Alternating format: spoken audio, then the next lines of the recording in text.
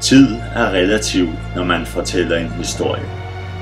Fortælleren kan springe timer, dage og år over for at komme frem til det væsentlige, eller han kan dvæle ved øjeblikket i mange minutter for at få hver en detalje med.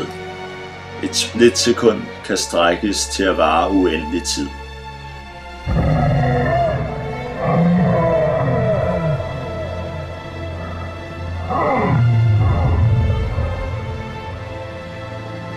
Samtidig kan et helt liv vises på 10 sekunder.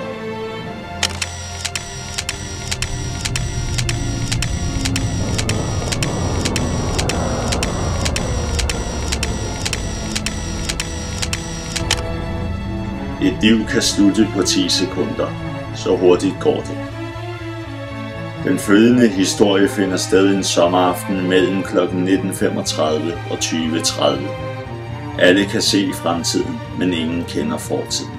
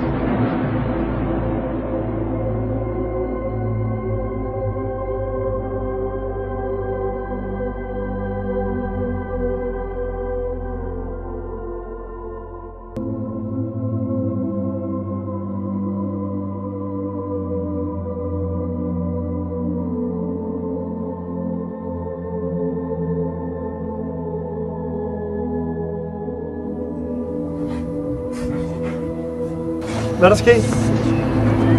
Nogen der så, hvad der skete? Nej. Clara! Hun må være faldet ned. Hun stod op Jakob. Hvor Jakob? Stod op på... Jakob! Trækker hun vejret?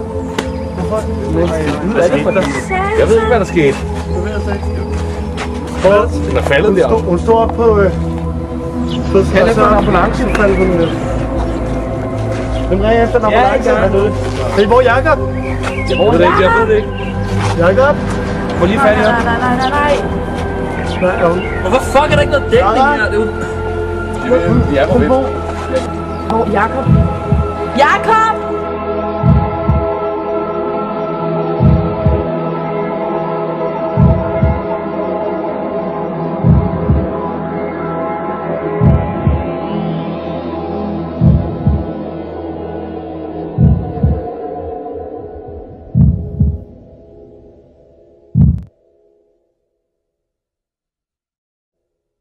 På hovedet.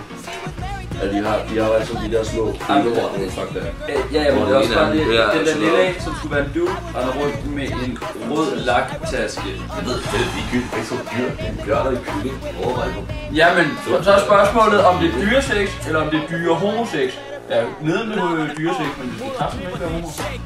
Ej, det synes jeg, det synes jeg, altså, en Alphonse, og så Det er jo bare fucked up navn. Der flyver rundt med sin kasket, alt noget nice af det. Det her er den første cyborg, altså. Det er jo helt vildt. Nu flyver han bare rundt på tage. Det er håndsvagt. Jeg tror, det er så skævt, det der sidder på det lille ord. Overvej også til, at vi laver et børnesæt.